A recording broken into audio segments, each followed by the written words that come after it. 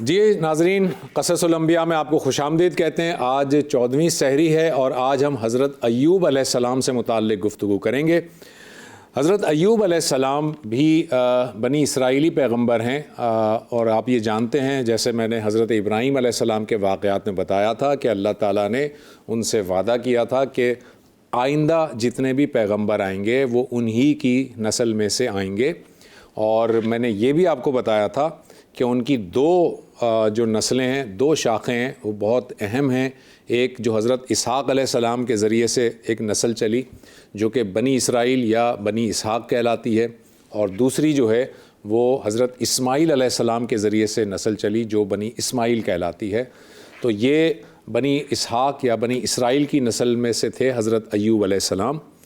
حضرت ایوب علیہ السلام کو اللہ تعالیٰ نے بہت سارا مال دیا تھا، کثیر مال ان کے پاس تھا۔ ان کے پاس باغات تھے، کھیت تھے، اور وہ جو باغات تھے اس میں پھل جو ہے وہ بکثرت پھل لگا کرتے تھے۔ اس کے علاوہ ان کے پاس مال و دولت کی کمی نہیں تھی۔ ان کے پاس بہت سارے غلام تھے جو کہ ان کی خدمت میں رہتے تھے۔ اللہ تعالیٰ نے انہیں جو ہے وہ کثیر اولاد بھی دی تھی، بیٹے بھی دیے تھے، بیٹیاں بھی دی تھیں، اور یہ صحت مند بھی تھے۔ صحت کے لحاظ سے بھی اللہ تعالیٰ نے انہیں جو ہے وہ بہت زیادہ بلند مقام عطا کیا تھا۔ حضرت ایوب علیہ السلام ہمیشہ اللہ تعالیٰ کا شکر ادا کرتے رہتے تھے، ہر حال میں اللہ کا شکر ادا کرتے رہتے تھے، اور زیادہ تر وقت جو ہے وہ یاد الہی میں مصروف رہتے تھے اور اللہ تعالیٰ کی عبادت کرتے رہتے تھے۔ جب اس قدر زیادہ عبادت کرتے تھے تو شیطان جو ہے اس کو یہ بات بری لگتی تھی، شیطان کو یہ بات پسند نہیں تھی کہ حضرت ایوب علیہ السلام اللہ تعالیٰ کا اتنا شکر ادا کیوں کرتے ہیں۔ چنانچہ روایات میں آتا ہے کہ شیطان نے یہ کہا کہ چونکہ ایوب علیہ السلام کو اللہ تعالیٰ نے تمام ہی نعمتیں دی ہیں، اولاد بھی دی ہے، صحت بھی دی ہے، مال و دولت بھی ہے، فراوانی ہے، غلام موجود ہیں، اس وجہ سے حضرت ایوب علیہ السلام جو ہے وہ اللہ تعالیٰ کا شکر بجا لاتے ہیں، اور اس لیے وہ اس قدر جو ہے وہ عاجزی سے پیش آتے ہیں۔ اگر یہ نعمتیں نہ ہوں ان کے پاس تو یہ کبھی بھی اللہ کا شکر ادا نہیں کریں گے۔ چنانچہ اللہ تعالیٰ نے اس شیطان کی اس بات کو چیلنج کرنے کے لیے اور بتانے کے لیے کہ ایوب اصل میں میرا بندہ ہے، ان کی وجہ سے، ان نعمتوں کی وجہ سے وہ شکر ادا نہیں کرتا، بلکہ وہ میرا بندہ ہے اس لیے میرا شکر ادا کرتا ہے۔ لہٰذا ایسا ہوا کہ اللہ تعالیٰ نے ایک خشک سالی کا موسم آیا، اور اس خشک سالی میں آپ کے باغات جو ہے وہ آہستہ آہستہ ویران ہونے لگے، یہاں تک کہ تھوڑے دنوں کے بعد آپ کے باغات میں اور کھیتوں میں آگ لگ گئی، اور غلام جو ہے وہ دوڑے ہوئے آئے اور آپ کو اطلاع دی کہ ہمارے کھیت اور ہمارے جو باغات ہیں وہ تباہ ہو گئے ہیں۔ حضرت ایوب علیہ السلام نے یہ بات سنی، انہیں دکھ تو ضرور ہوا، لیکن انہوں نے اللہ کا شکر ادا کیا کہ اللہ تعالیٰ نے بہرحال ہمیں پھر بھی بہت بہتر رکھا ہے، ہم اس وقت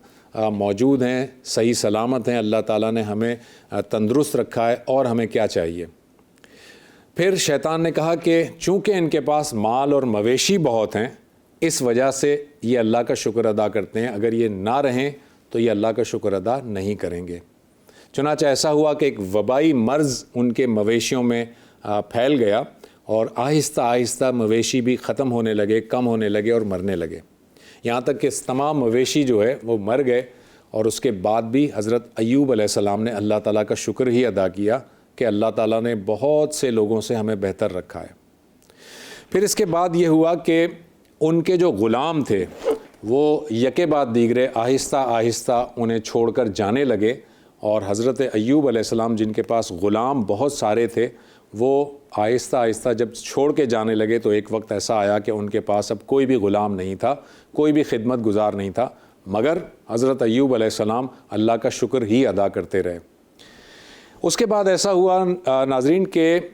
ایک کے بعد ایک کرتے کرتے ان کی جو اولاد تھی وہ بھی مختلف قسم کے امراض میں مبتلا ہوئی، اور آہستہ آہستہ اللہ تعالیٰ نے ان کی تمام اولاد کو اپنے پاس بلا لیا، یعنی کہ وہ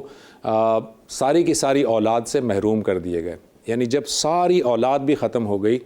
تب بھی حضرت ایوب علیہ السلام نے اللہ کا شکر جو ہے اس سے وہ بیزار نہیں ہوئے، اللہ کا شکر ہی بجا لاتے رہے۔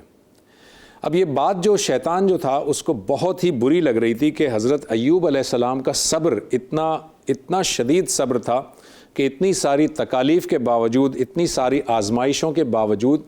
سیدنا ایوب علیہ السلام اللہ تعالیٰ کی نہ تو کوئی نافرمانی کر رہے تھے، نہ ہی اللہ تعالیٰ کے ساتھ کسی شکوے کا اظہار کر رہے تھے، نہ ہی کوئی کفر کر رہے تھے، بلکہ ہر حال میں اللہ کا شکر ادا کر رہے تھے۔ شیطان نے بالآخر ایک اور یہ بات کہی کہ چونکہ ان کا جسم صحیح سلامت ہے، انہیں تندرستی اللہ تعالیٰ نے دی ہے، اگر انہیں تندرستی نہ ہو تو یہ اللہ کا شکر ادا نہیں کریں گے۔ اللہ تعالیٰ نے یہ امتحان بھی حضرت ایوب علیہ السلام پر ڈال دیا، اور اس آزمائش سے بھی وہ گزارے گئے کہ ایک وقت آیا کہ ان کے جسم کی حالت، ان کی جو تندرستی ہے وہ آہستہ آہستہ ڈکلائن ہونے لگی، اور وہ بیمار پڑنے لگے، اور اس قدر ضعیف ہو گئے اور اس قدر لاغر ہو گئے کہ اٹھنے کے قابل بھی نہ تھے، اٹھ بھی نہیں پاتے تھے، چل بھی نہیں سکتے تھے۔ بہت زیادہ آپ کے جسم میں کمزوری ہو گئی، اور آپ کی جو جسم کی کھال ہے وہ بہت زیادہ عجیب سی ہو گئی، جس کی وجہ سے آپ کو بڑی تکلیف ہوتی تھی۔ آپ لیٹتے تھے تب بھی آپ تکلیف میں ہوتے تھے، آپ بیٹھتے تھے تب بھی تکلیف میں ہوتے تھے۔ ایسی صورتحال میں تمام کے تمام آپ کے ساتھ جو رشتہ دار تھے، جو ملنے ملانے والے تھے، سب نے آپ سے دوریاں اختیار کر لیں، کیونکہ مال و دولت بھی ختم ہو گیا اور آپ کی صحت بھی جاتی رہی۔ مگر اس تمام کے باوجود آپ کی جو بیوی تھیں وہ ہمیشہ ہمیشہ آپ کے ساتھ رہیں، اور انہوں نے آخر وقت تک آپ کا ساتھ نہیں چھوڑا۔ حضرت ایوب علیہ السلام بہت زیادہ شدت کے ساتھ اللہ تعالیٰ کا شکر ہی ادا کرتے رہے، اور یہاں تک ہوا کہ ان ساری تکالیف کے آنے کے باوجود آپ نے چونکہ اپنے صبر کا دامن ہاتھ سے نہیں چھوڑا، صبر کرتے رہے، تو اللہ تعالیٰ نے آپ کو صابر کا لقب بھی عطا کیا، اور اتنا زیادہ صبر آپ نے کیا کہ آج صبر ایوبی ضرب المثل بن گیا ہے۔ یعنی جو شخص بہت شدید قسم کا صبر کرتا ہے، بہت زیادہ صبر کرتا ہے، تو ہم اسے محاورتاً یہ کہتے ہیں کہ اس کا صبر تو صبر ایوبی ہے۔ یعنی حضرت ایوب علیہ السلام نے بے انتہا صبر کیا۔ اب ذرا سچویشن میں دیکھیں، ایک ٹوئسٹ آتا ہے کہ وہ جب بہت شدید بیمار ہوتے ہیں اور انہیں رشتہ دار اور ان کے ملنے ملانے والے بھی ان سے ناتا توڑ لیتے ہیں، تو بستی کے باہر حضرت ایوب علیہ السلام اور ان کی بیوی ایک جگہ ایک کٹیا میں رہتے ہیں، اور وہ چلنے پھرنے کے قابل تو نہیں ہوتے، لیٹے رہتے ہیں زیادہ تر۔ یہاں ایسا ہوتا ہے کہ ایک شیطان جو ہے وہ انسانی بھیس میں آتا ہے، انسان کے شکل میں آتا ہے، اور حضرت ایوب علیہ السلام کی بیوی سے کہتا ہے کہ میں طبیب ہوں اور میں تمہارے شوہر کا علاج کر سکتا ہوں، اور مجھے اس کی کوئی اجرت نہیں چاہیے، بس اتنا ہو جائے کہ میں جب تمہارے شوہر کا علاج کر دوں تو تمہارا شوہر جو ہے وہ میرا شکریہ ادا کر دے کہ تمہاری وجہ سے مجھے شفا ہوئی۔ یہ بات حضرت ایوب کی بیوی نے اپنے شوہر کو بتائی کہ ایک طبیب ہے جو یہ کہہ رہا ہے، تو حضرت ایوب نے کہا کہ اے نیک بخت، یہ دراصل شیطان ہے جو ہمیں ورغلا رہا ہے، اور ہم اس کا شکر کیوں ادا کریں، اللہ تعالیٰ کی طرف سے ہی شفا ہوگی۔ مگر یہ جو بات تھی کہ شیطان کے بہکاوے میں یہ ان کی بیوی کا یہ معاملہ ہو گیا، تو حضرت ایوب علیہ السلام نے اپنی بیوی سے کہا کہ اگر مجھے اللہ تعالیٰ صحت دے دے گا اور میں اس قابل ہو جاؤں گا کہ چل پھر سکوں، تو تم جو کہ اس شیطان کے بہکاوے میں آئی تھی، تمہیں اس کی سزا میں 100 ڈنڈیاں یا 100 لکڑیاں ماروں گا۔ یہ حضرت ایوب علیہ السلام نے عہد کر لیا کہ میں تمہیں یہ 100 لکڑیاں یا 100 ڈنڈیاں ماروں گا جب میں صحت یاب ہو جاؤں گا۔ لہٰذا آپ یہ دیکھیے کہ شیطان کا ایک ایک حربہ ناکام ہوتا گیا، اور اللہ تعالیٰ ایک ایک آزمائش حضرت ایوب علیہ السلام پہ ڈالتے گئے، اور حضرت ایوب علیہ السلام تمام آزمائشوں پر پورے اترے، یہاں تک کہ پھر جب تمام آزمائشیں مکمل ہو گئیں تو اللہ تعالیٰ نے اب حضرت ایوب علیہ السلام کو اس کا صلہ دینا شروع کیا، اور حضرت ایوب علیہ السلام جہاں پر لیٹے ہوئے تھے، موجود تھے، وہاں پر ایک فرشتہ آیا اور اس نے آپ پر وحی کی اور کہا کہ آپ فلاں جگہ پر اپنے پاؤں کی ایڑی ماریں تو وہاں سے ایک چشمہ ابلے گا، وہ چشمہ آپ پئیں بھی، آپ کے پینے کے لیے بھی ہے، اور اس چشمے سے آپ کو نہانا ہے۔ جب آپ اس چشمے سے نہائیں گے تو آپ کی جلد کی جو بیماری ہے اس سے اللہ تعالیٰ آپ کو شفا دے گا، اور اللہ تعالیٰ اس طرح سے آپ کو تندرستی لوٹا دے گا، اور آپ جب یہ پئیں گے تو آپ کے جسم میں توانائی بھی آ جائے گی۔ چنانچہ حضرت ایوب علیہ السلام نے اس چشمے سے استفادہ کیا، اللہ تعالیٰ نے انہیں تندرستی واپس کر دی۔ اس کے بعد ہوا یہ کہ اللہ تعالیٰ نے آہستہ آہستہ ان کو وہ مال و دولت بھی واپس کر دیا، سارے کھیت باغات دوبارہ دے دیے، مال و دولت بھی آ گئے، غلام بھی آ گئے، اور پھر اللہ تعالیٰ نے انہیں دوبارہ سے اولاد کثیر عطا کی، کثرت سے اولاد عطا کی، اور یہ اللہ تعالیٰ نے ان کے صبر کا انعام انہیں دیا۔ اب ناظرین وقت آتا ہے اس بات کا جو کہ حضرت ایوب علیہ السلام جب بیمار تھے تو انہوں نے اپنے آپ سے عہد کیا تھا۔ کیا عہد کیا تھا آپ کو یاد ہے؟ انہوں نے کہا تھا کہ جب اللہ تعالیٰ مجھے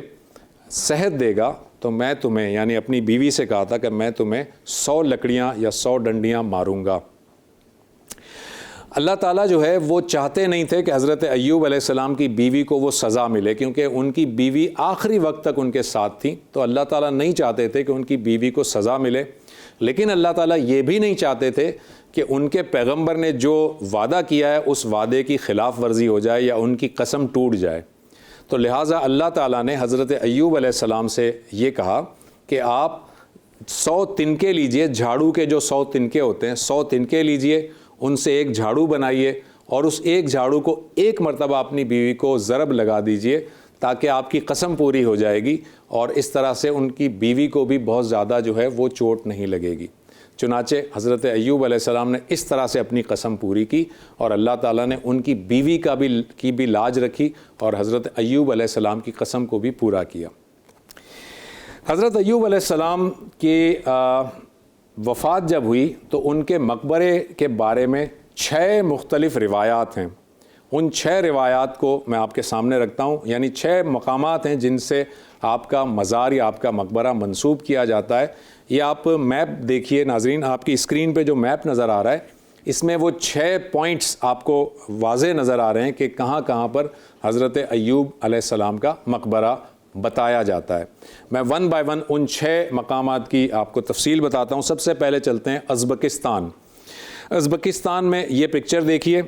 یہ پکچر آپ کو جو ہے وہ مقبرے کی یہ پکچر نظر آ رہی ہے۔ یہ پکچر ازبکستان میں ہے جو حضرت ایوب کے مقبرے سے منسوب کی گئی ہے۔ اس کے بعد یہ دوسری پکچر دیکھیے، اس پکچر میں آپ کو وہ کنواں نظر آ رہا ہے جس کے بارے میں یہ بتایا جاتا ہے کہ یہی وہ کنواں ہے جہاں سے چشمہ نکلا تھا اور حضرت ایوب علیہ السلام کو اللہ تعالیٰ نے تندرستی عطا کی تھی۔ اور یہ تیسری پکچر دیکھیے، اس پکچر میں اسی کنویں کے ساتھ ایک سبیل بنائی گئی ہے جہاں پر پانی وہیں سے آتا ہے، لوگ وضو کرتے ہیں اور پانی کو استعمال کرتے ہیں۔ دوسرا مقام لیتے ہیں، وہ ہے عراق کا مقام۔ عراق کا شہر ہے بابل۔ یہاں پر یہ پکچر دیکھیے، یہ حضرت ایوب علیہ السلام کے مقبرے کی عمارت ہے۔ اس عمارت کے اندر مقبرہ بتایا جاتا ہے۔ اور اس کی اگلی پکچر دیکھیے، یہ اس عمارت کا گیٹ ہے جی، اور اس گیٹ کے اندر جب آپ جاتے ہیں تو یہ جو جالیاں نظر آ رہی ہیں، یہ جالیاں حضرت ایوب علیہ السلام کا مقبرے کی جالیاں کہلاتی ہیں۔ تیسرا جو مقام ہے اس کا وہ ہے دمشق میں، یعنی کہ سیریا میں۔ یہ پکچر آپ دیکھیں، یہ پکچر جو ہے وہ سیریا کے اندر ایک راستہ ہے جہاں سے کنویں کی طرف جایا جاتا ہے۔ یہاں پر بھی ایک کنواں ہے جس کے بارے میں بتایا جاتا ہے کہ یہ دراصل وہ کنواں ہے جس میں سے پانی نکلا تھا، یہ چشمہ تھا، اور یہاں سے وہ پانی اس کا استفادہ کرتے ہوئے حضرت ایوب علیہ السلام کو اللہ تعالیٰ نے صحت دی تھی۔ اور اگلی پکچر دیکھیے، یہ اسی دمشق کے علاقے کے اندر اسی کنویں کے پاس ایک قبر ہے جس کو حضرت ایوب علیہ السلام کی قبر سے منسوب کیا جاتا ہے۔ اور یہ اگلی پکچر دیکھیں تو یہ قبر کا ایک اور منظر آپ کو نظر آ رہا ہے۔ پھر ایک اور ہم لیتے ہیں لوکیشن، وہ ہے ٹرکی۔ ٹرکی میں یہ آپ پکچر دیکھ سکتے ہیں، یہ پکچر جو ہے وہ مقبرے کی عمارت ہے۔ یہ عمارت ہے جس کے اندر بتایا جاتا ہے کہ یہ مقبرہ ہے۔ نیکسٹ پکچر آپ دیکھیں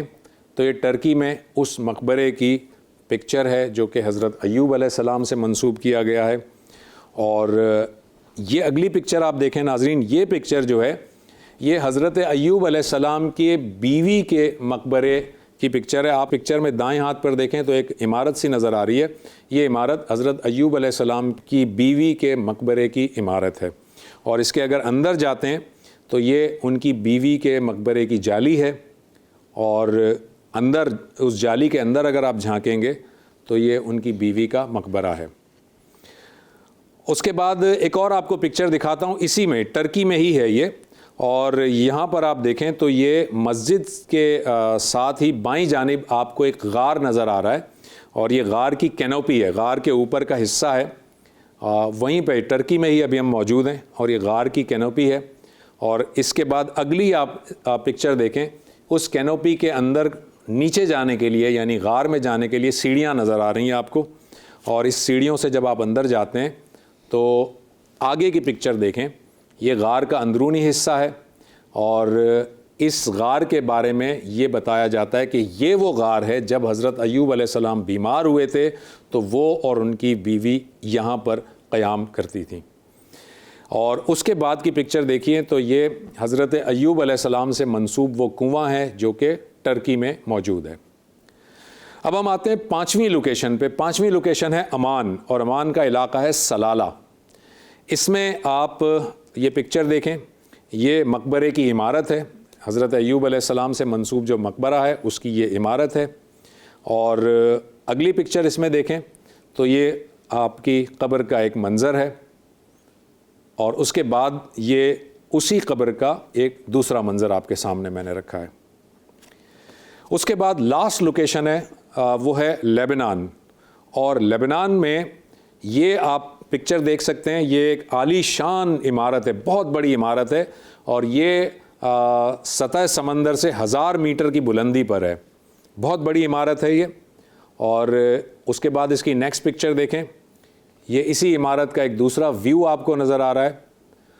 اور اس عمارت کے اندر آپ جائیں گے ناظرین تو یہ تیسری جو آپ کو تصویر نظر آ رہی ہے یہ اس مقبرے کی تصویر ہے جو حضرت ایوب علیہ السلام سے منسوب کیا جاتا ہے۔ ہم اپنے قصص الانبیاء کو یہیں پر ختم کرتے ہیں، اور کل انشاءاللہ تعالی ہم حضرت شعیب علیہ السلام سے متعلق گفتگو کریں گے۔ اور میں آپ کو ایک مرتبہ پھر بتا دوں کہ ہم باقی کی جو صحائف ہیں وہاں سے جو روایات لیتے ہیں وہ صرف وہ والی روایات لیتے ہیں جن کا تعلق ایمانیات سے نہیں ہوتا، یہ انفارمیشن ہوتی ہے، اور اس میں ظاہر ہے کہ صحیح بات کیا ہے وہ اللہ تعالیٰ ہی بہتر جانتا ہے۔ کل ہم حضرت شعیب علیہ السلام پہ گفتگو کریں گے۔